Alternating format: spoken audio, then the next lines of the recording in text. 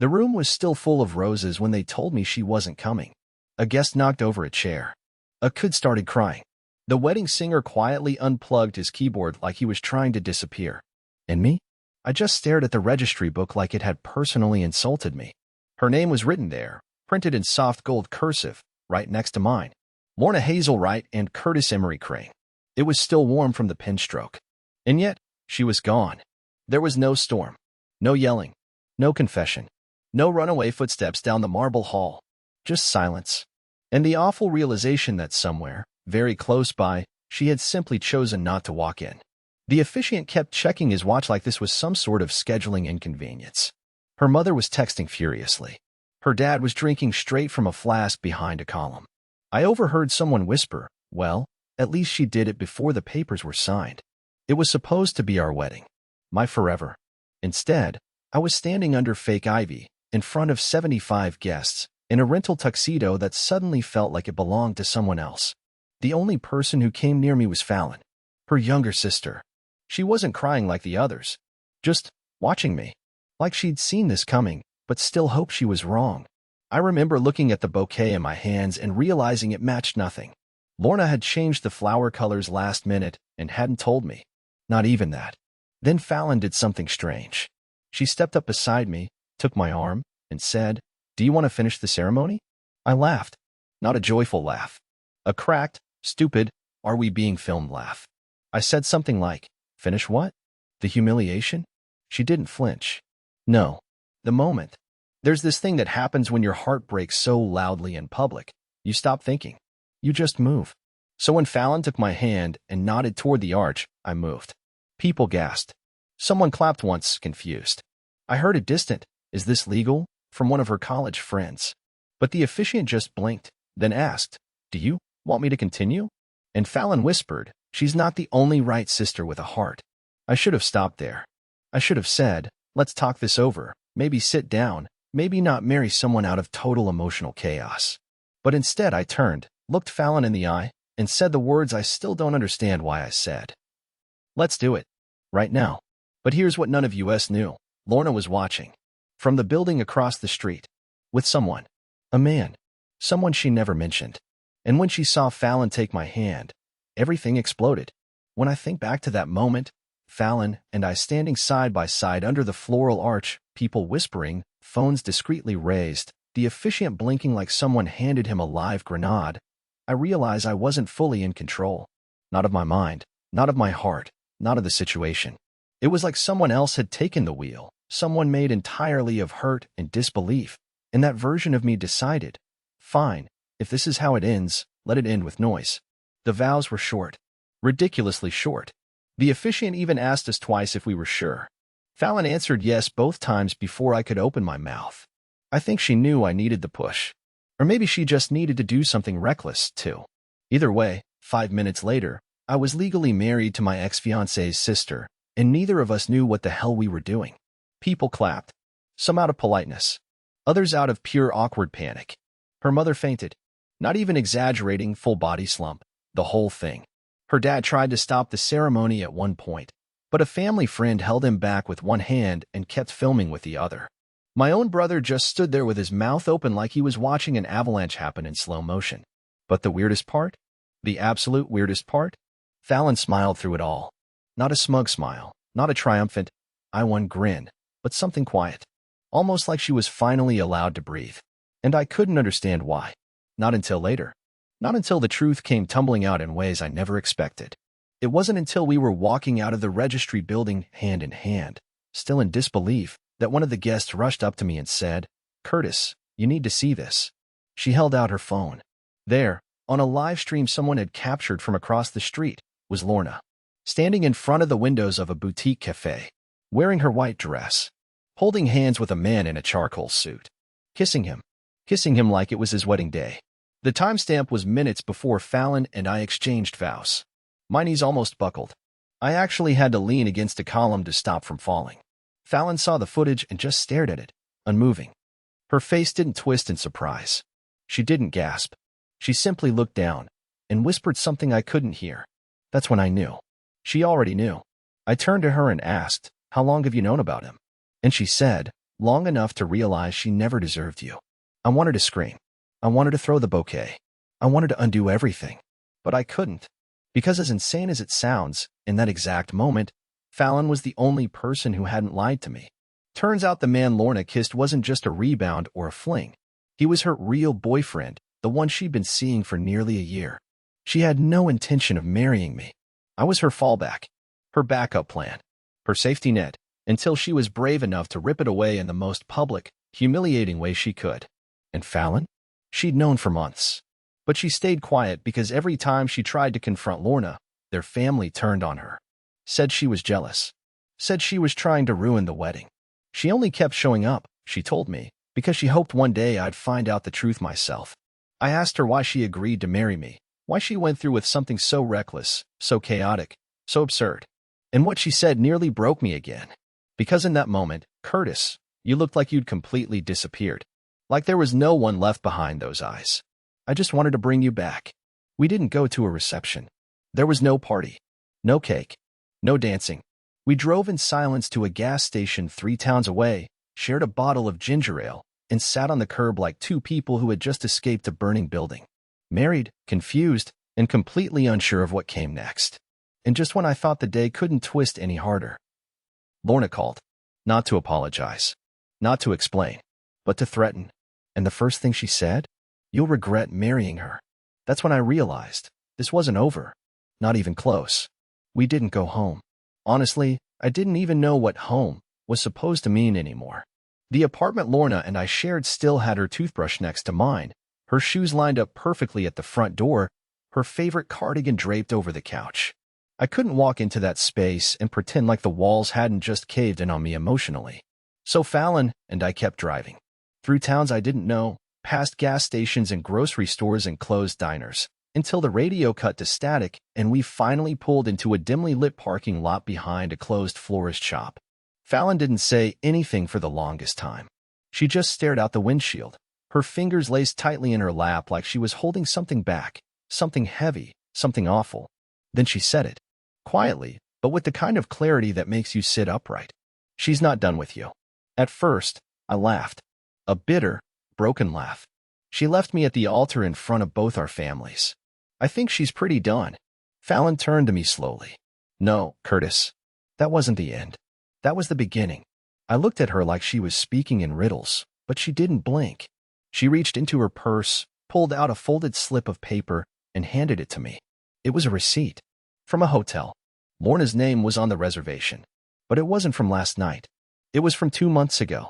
The date was circled in blue ink, and next to it, in Fallon's handwriting, was a name I didn't recognize. Travis Marin. That's him, she said. The guy from the video. You knew his name? I asked, stunned. I knew a lot of things, she replied, almost apologetically. But I didn't want to be the one to wreck your life. I thought she'd do it quietly. Not like this. I stared at the receipt. I couldn't believe what I was seeing. But then, Fallon pulled out her phone and played a voice memo. Lorna's voice, laughing, joking, then suddenly, crystal clear. I just want to humiliate him. That's all. He thinks he's so stable, so dependable, like that matters anymore. He'll cry in front of everyone, and then I'll walk away with Travis, finally free of that bland little man. I dropped the phone. I felt like someone had poured cold cement into my chest. I couldn't breathe. Couldn't think. That wasn't just a betrayal, that was targeted cruelty. She wanted me to hurt. She planned it. The guests, the timing, the live stream, all of it. Fallon reached over and squeezed my hand, but I pulled away. Not because I blamed her, but because I suddenly felt like the whole world was tilting and I couldn't find my footing. Then, as if the universe was on some twisted schedule, my phone lit up. It was Lorna. Fallon saw the screen and muttered, "Don't answer." But I did. Because of course I did. I needed answers. I needed anything. Her voice was calm, almost cheerful. "Hey, Curtis," she said like we were catching up over coffee. "So?" I saw the footage. "You really married her, huh?" "Fallon, my baby sister. You've officially lost your mind." I was silent, clutching the phone like it was burning me. "But I'm not mad," she continued. "Actually, it's kind of cute. You two looked desperate. But I'd rethink celebrating too soon. You remember the credit card you share with me? The one you never checked because you trusted me? I used it." My heart dropped. Used it for what? For something that might ruin your life, she said lightly. Anyway, I just wanted to give you a chance to cancel that marriage before things get messy. You'll regret dragging Fallon into this. Then she hung up. I stared at the phone like it might explode. Fallon leaned over and asked, "What did she say?" And for a full minute, I couldn't speak. Because Lorna didn't just betray me. She had plans. She didn't just humiliate me. She was still playing the game. And the game was about to get dangerous. I didn't sleep that night. Not even for a minute. Fallon crashed on the pull-out in my brother's basement, curled up in a blanket like she'd been carrying someone else's secrets for too long. Meanwhile, I sat in the dark with my laptop, searching every record I could find tied to that hotel receipt, the name Travis Marin, and most of all, that credit card Lorna had threatened me with. At first, nothing made sense. Just random charges over the last year. Plane tickets to states I'd never been to, jewelry I'd never seen, a few pricey restaurant bills, and then I noticed something that sent chills up my spine. A deposit. Not a charge. A deposit. Made into an account I didn't recognize. Using my card. Now, I'm not a financial genius, but I know enough to understand what money laundering looks like when it's wearing cheap perfume and walking around in heels. That deposit wasn't small. We're talking 5 figures. And it had been broken into 3 smaller deposits to different shell accounts under names that were, frankly, ridiculous. Penelope Shyfield, Jansen Creekmore. It read like a rejected cast list for a soap opera. And guess what? Fallon recognized one of the names. She blinked at the screen and said, "That's the fake ID she used to rent a second P.O. box." A second P.O. box? That's when I realized I knew absolutely nothing about the woman I was supposed to marry. Not her real job, not her finances, not who she talked to when I wasn't around. I was just the idiot who paid the bills and believed in the version of her she handed me like a business card. Polished. Fake. Lovingly curated. But the more I scrolled, the more it all fell apart. There was a second phone number tied to her email. There were Uber rides from random men's apartments to boutique hotels. There were even scanned documents, contracts, digital signatures, one of which had my name on it. She'd forged my consent to co-sign a loan. $25,000. Fallon was silent the whole time, just watching me spiral as I pieced together the wreckage of my life. At one point she said, "We should talk to someone legal," and I nodded, but the words didn't even reach me. I couldn't hear over the sound of everything inside me cracking. I was in love with a woman who'd weaponized my trust and turned it into a game of financial Russian roulette. At around 5:17 a.m., my phone buzzed again. It was a new number, but I didn't hesitate. I picked up, and before I could say anything, a man's voice came through. Smooth, smug, like a discount motivational speaker. "Curtis Crane," he said, pronouncing it with that fake radio host cadence. "You married the wrong sister, man. But then again, maybe you always loved the wrong one." I sat up. "Who is this?" He laughed. "She didn't tell you? That's cute. I'm Travis. The upgrade." I felt my stomach twist. "She told me all about your little wedding stunt," he went on. Real dramatic. Fallon in a dress, guests clapping, the whole thing. "But I gotta warn you, man. Lorna? She doesn't lose. You embarrassed her, and now she's going to clean you out. That's not personal. That's just her process." Then he hung up. I didn't tell Fallon right away. I didn't know how. How do you explain to someone you just married, in a dazed rush of heartbreak and revenge, that their sister and her affair partner were actively plotting to destroy you? Instead, I spent the morning calling banks, freezing accounts, running damage control like my life was a burning house, and I only had a thimble to put out the flames. By noon, I got a call from my old landlord, the one who managed the building where Lorna and I had lived. He sounded confused. "Hey, Curtis. Weird thing, man. Your lease application came in for the new penthouse unit? Congrats, I guess. But it lists you and Fallon as joint residents. Applications already approved. Big deposit went through. What? And your move-in scheduled for Saturday. I figured you just wanted to upgrade." I hung up before I said something that would haunt me later. Then I looked at Fallon, and I asked the question that terrified me more than anything else that day. "Did you apply for a penthouse?" She froze. Her lips parted, but no sound came out. And in that moment, I realized something I hadn't considered before. Maybe Lorna wasn't the only one keeping secrets. I didn't speak for what felt like 10 straight minutes after asking Fallon if she'd applied for the penthouse. My mouth was dry, my ears were ringing, and my heart felt like it was chewing itself from the inside out. Fallon stood in the center of my brother's cluttered guest room, frozen between a suitcase and a stack of paper towels, and for once, the woman who'd been nothing but composed and strangely gentle since the wedding looked like she didn't know which version of herself to reach for. I asked her again, this time quieter, more careful, like I was trying not to wake something dangerous. Did you apply for the penthouse with me? She sat down slowly, elbows on her knees, rubbing her palms together like she was trying to keep them warm. Yes, she finally said, so quietly I almost missed it. But not for the reason you think. That line was supposed to be comforting, I guess. It wasn't. My stomach dropped in a way that felt far too familiar lately. I said nothing, just waited. Fallon took a deep breath and said, the application was filled out last week. But it wasn't meant to be submitted. It was a joke. I filled it out online as a test, just to see if Lorna had someone watching your credit, someone flagging your financial moves. I knew she had people. I just didn't know how deep it went. I blinked hard. So you're telling me you forged my name as a test? She flinched at that word. I didn't forge it. I just borrowed it. There's a difference. I was going to delete it before it ever processed. But then the system pushed it through automatically. And the deposit? That wasn't from me. That was her. That was Lorna. She wanted you to see it and start doubting me.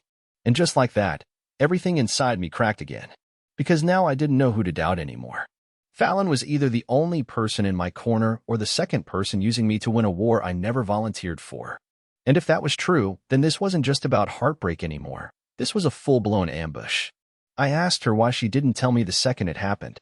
Why she didn't explain before I got blindsided by a call from my old landlord. Her answer was almost too honest, because you were barely holding it together already. I didn't want to be the one who pushed you over. That hurt more than it should have, not because it was cruel, but because it was true. I wasn't holding it together. I was duct-taped emotions and shallow breaths pretending to be a functioning human. I was rage-trapped in politeness. And Fallon. Fallon had inserted herself into the center of my chaos. Whether to help or to manipulate, I still wasn't sure. The next hour passed in silence. I didn't speak. She didn't cry. And then, just before sunset, a courier showed up at the door. No name, no explanation, just a manila envelope. My brother signed for it and handed it to me like it was radioactive. I opened it with trembling fingers, and inside was a photo.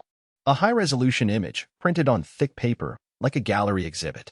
It was me, standing at the altar. Alone, holding Lorna's bouquet. Next to the photo was a single sentence typed in bold, sans serif font. You're exactly where I wanted you to be. There was no return address. No name. But I knew who it was from. I showed it to Fallon, and she just shook her head, lips tight. She's not done until she owns you, she whispered. And for the first time since this all began, I asked a question I didn't know how to live with. What if marrying Fallon wasn't my worst decision, but my last one? Because Lorna wasn't threatening anymore. She was building something, and we had no idea what was coming. I didn't sleep again. I lay on my brother's stiff couch with the photo of myself at the altar clutched to my chest like it was evidence in a murder trial and I was both the victim and the accused. That single image, me holding the bouquet, abandoned mid-vow, had been weaponized. It was clean, perfectly lit, painfully composed. And I knew what it meant. Lorna hadn't just planned to leave me. She had documented it. She'd turned my pain into a souvenir. Fallon sat nearby, her eyes hollow, her hands twitching every few minutes like she was debating whether to reach out or let me rot in my own silence. By sunrise, I couldn't take it anymore. I stood up, grabbed my keys, and told her, I need to see what she left behind. I didn't wait for a response. I just drove, back to the apartment Lorna and I used to share. I hadn't stepped foot in there since the week before the wedding. Everything still looked exactly how she left it, minimalistic, cold, as if warmth was something she only used for other people. Her scent still lingered in the hallway, some expensive perfume I could never pronounce and now couldn't stand. I moved through the place like a ghost retracing his own death scene. At first, I found nothing. But then I remembered the drawer in her home office, the one she always locked, the one she claimed was just boring tax stuff. I pried it open with a screwdriver, and what I found made my throat close. There was a folder inside, plain black, unmarked, but thick. Too thick. I opened it expecting bills or receipts. What I found were profiles. Dozens of them. Men. Each one with photos, notes, even contact logs. Like a twisted dating archive or a predator's notebook. Some were old. A few were dated back 3 years, around the time she and I had our first real vacation. One profile had my name at the top, underlined in red, with the word finish written next to it in sharp pen strokes. And then I found Travis. His file was newer, crisp, but far more detailed than mine. And at the back of his folder, buried behind an email printout and a screen capture of a bank transfer, was a contract. My name, her name, and a third name I didn't recognize, Marvin Delroy. It was a consulting agreement, a $60,000 payout tied to emotional destabilization and legal leverage. My mouth dried instantly. I read it again. It was vague, probably vague on purpose, but it was real. It listed itemized expectations. Target must not suspect third-party involvement. Emotional crisis must be achieved within agreed timeline. Client reserves right to terminate the campaign post-alter engagement. I dropped the folder. I nearly threw up in the kitchen sink. I was being handled. I wasn't even a fiancé. I was a goddamn experiment.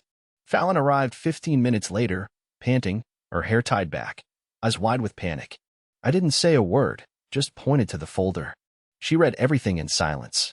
Then she asked the question I didn't know how to answer. Do you think Travis was part of the operation, or just another file? I wanted to believe he was the enemy, that it was easier if he was in on it. But looking at how methodical everything was, I wasn't sure anymore. Maybe he was just another puppet in her gallery. And maybe Fallon and I were still tangled in strings. She told me Lorna used to study people for fun. That in high school, she kept a notebook of lies she told boys, rated and ranked based on how they reacted. This wasn't new. This wasn't spontaneous. This was a system. My life had been curated by a sociopath in designer heels, and the worst part? I still didn't know what she really wanted. I took every file, every scrap of evidence, and I made a copy of the contract.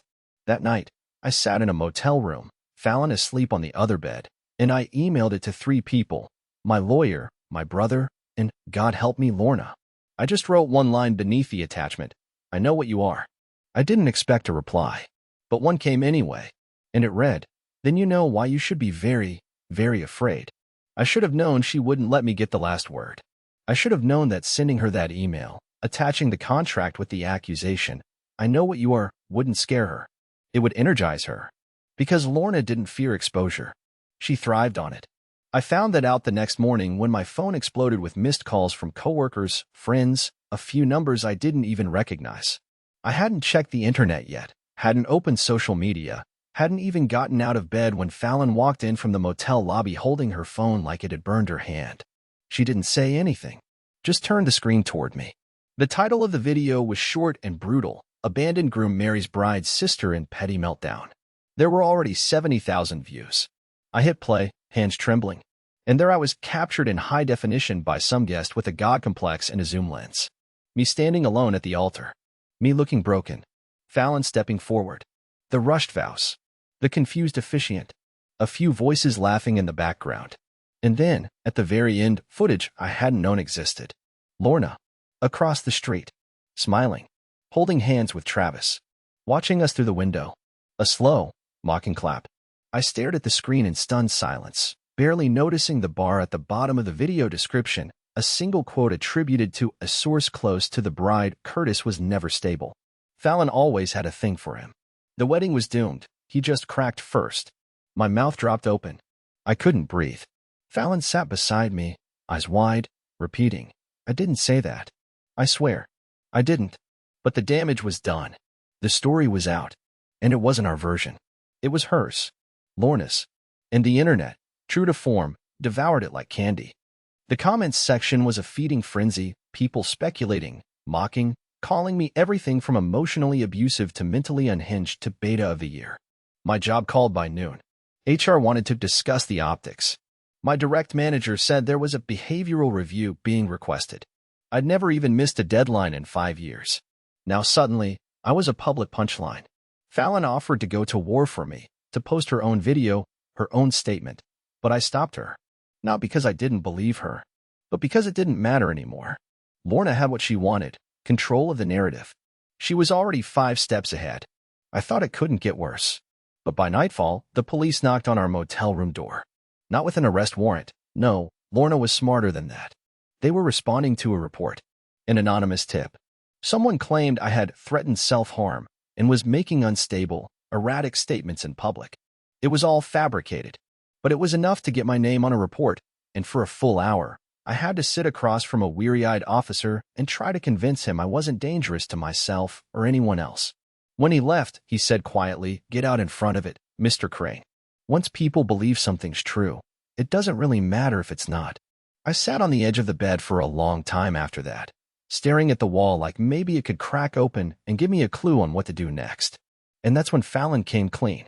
She stood in front of the mirror, not looking at me, and said, "There's one more thing I haven't told you." I turned slowly. "What now?" She hesitated, then finally said, "Before Lorna left you, before the wedding, she tried to bribe me not to show up. She offered me money to vanish. Said she didn't want you falling into backup mode." I blinked.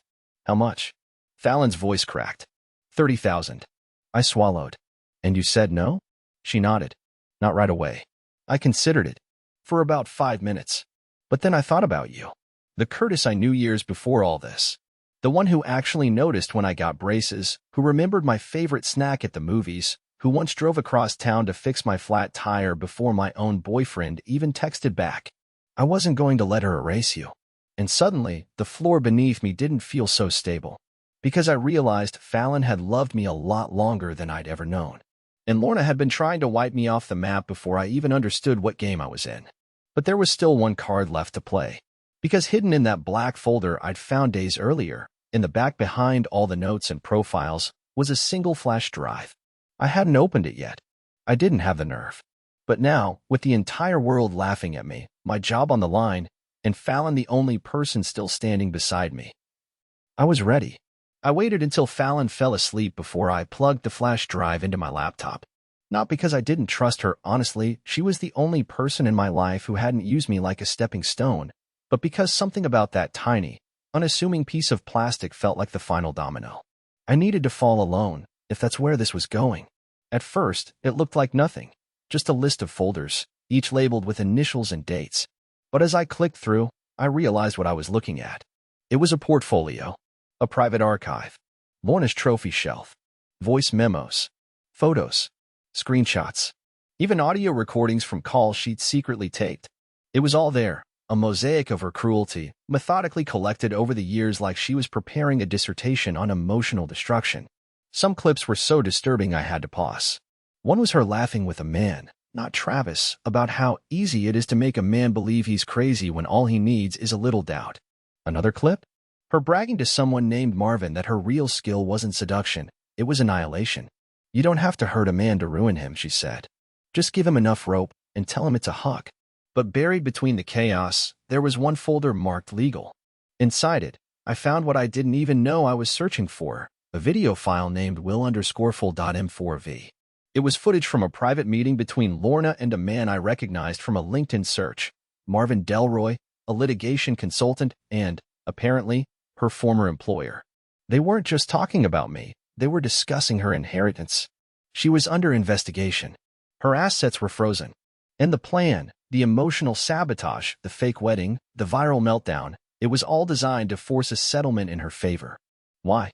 Because if she could prove I was emotionally unstable, she could claim I coerced her into signing off joint business decisions, thus voiding liability on fraudulent investments she had made with his firm.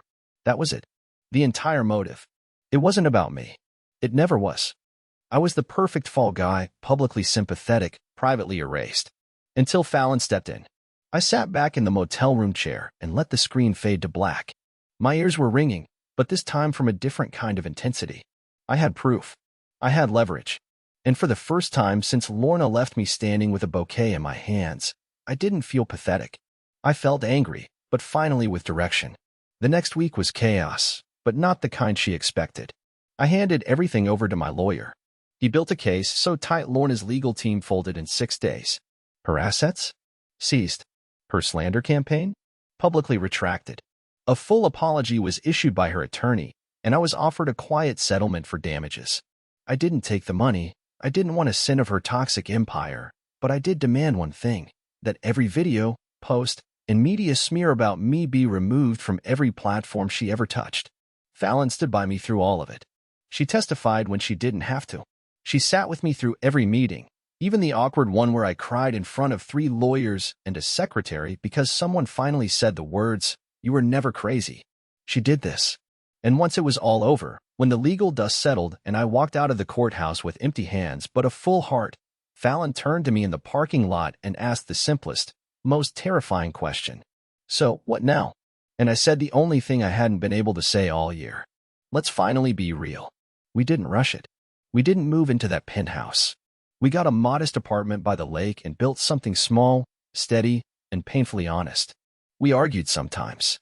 We went to therapy. I told her when I was afraid of being used again. She told me when she needed space. And somewhere along the way, we stopped walking in the shadow of what happened.